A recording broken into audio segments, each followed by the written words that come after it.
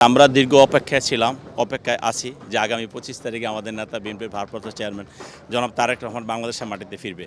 তা আমরা এই সময়টাকে, এই ঘটনাটাকে আমরা ঐতিহাসিক করে রাখতে চাই। সেটা প্রথম কথা হলো, আমরা স্বাধীনতার ৫০ বছরের অতীতে যা হয় নাই, আগামী ৫০ বছরে যা হবে না, এরকম কিছু আমরা করতে চাই। এবং সেটার কীভাবে করব?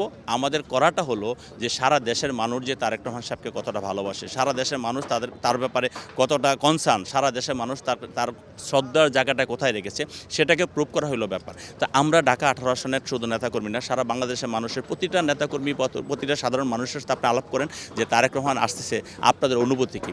আমি তো একটা কথাই অনুভূতি, এক বাক্যে আমি কথা বলতে পারি যে আগামী ২৫ তারিখ এই ঢাকা শহরে যে জনতার সিডর হবে, সেই সিডর কেউ আটকাতে পারবে না। এবং এটা হলো আমি একা পারবো না, আপনি একা পারবেন না। এটা কোনো গ্রুপ অর্গানাইজড হইতে এটা করতে পারে না। এটা যখনই সারা দেশের মানুষের একটা ভালোবাসার বিস্ফোরণ হবে, তখনই এই ঘটনাটা ঘটবে। সেই জন্য আমি সিডোর কথাটা বললাম। কাজেই আমরা দেখেছি গত ১৭ বছরে উনি বাংলাদেশের জন্য যে কষ্ট করেছেন, বাংলাদেশের মানুষের জন্য যে ত্যাগ স্বীকার করেছেন, সেটাকে মনে রেখে তার প্রতিদান মানুষ ২৫ তারিখ থেকে দেওয়া শুরু করবে। সেই জন্য আমি বলছি যে ইনশাল্লাহ উনি এয়ারপোর্টে নামার পরপরই বাংলাদেশের মানুষের যে বিস্ফোরণ হবে, সেটা এই পুঞ্জীভূত ভালোবাসা, পুঞ্জীভূত শ্রদ্ধা, সেটা একটা রিফ্লেকশন হবে ২৫ তারিখে। অ্যাকচুয়ালি একটা দেশের একজন নাগরিকের সার্বিক নিরাপত্তার দায়িত্ব কিন্তু রাষ্ট্রের, সরকারের।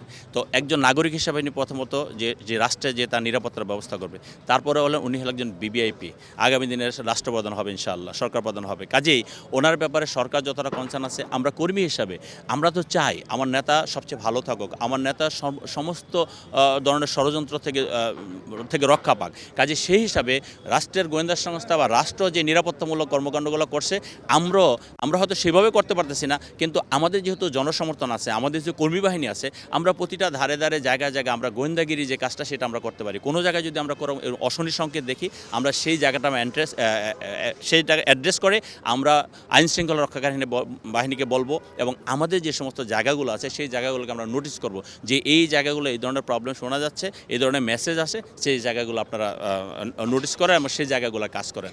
এর বাইরে আমাদের বেশি কিছু করার আছে বলে মনে করি না। আর আমার কথা হলো যে জনস্রোত হলো সবচেয়ে বড় শক্তি। জনগণের শক্তির কাছে পৃথিবীর সমস্ত বড় বড় শক্তিধর রাষ্ট্র পরাজিত হয়েছে, এবং বাংলাদেশে যত বড় ষড়যন্ত্র হোক, যত কিছুই হোক, তারেক রহমানের যেহেতু রাষ্ট্রের সমস্ত মানুষ, জনগণ তাকে ভালোবাসে, এখানে কোনো ষড়যন্ত্র করে লাভ হবে না। সমস্ত ষড়যন্ত্র জনগণের প্রভাবের কাছে পরাজিত হবে ইনশাল্লাহ। জনগণের ভালোবাসার কাছে, জনগণের শ্রদ্ধার কাছে সমস্ত ষড়যন্ত্র পরাজিত হবে। আমরা সতর্ক আছি, এবং আমরা মনে করি যে এই যে অনুপ্রবেশকারী যারা আছে, বা যদি দু একজন থেকে থাকে, এই জনস্রোতে তারা সেই দুঃসাহস তারা দেখাবে না, কারণ প্রতিটা মানুষের তার জীবনের ভয় আছে। আমাদের যে সমস্ত নেতাকর্মীরা থাকবে, তাদেরও চোখ কান আছে, আর যে এখানে আসার চেষ্টা করবে, সে কিন্তু এখানে টিকতে পারবে না। যে আমাদের সুদৃঢ় ঐক্য রুখে দিতে পারে সকল ষড়যন্ত্র। তারেক রহমান এই বক্তব্যটা দিয়ে আমি শেষ করতে চাই, সুদৃঢ় ঐক্য রুখে দিতে পারে সকল ষড়যন্ত্র। আমাদের ঐক্যের জায়গায় আমরা এক আছি, আমাদের নেতাকর্মীরা এক আছে। ইনশাআল্লাহ এই সময় ষড়যন্ত্র করে আমাদের নেতা জনাব তারেক রহমানের কোনো ক্ষতি ইনশাআল্লাহ করতে পারবে না, এটা আমরা বিশ্বাস করি।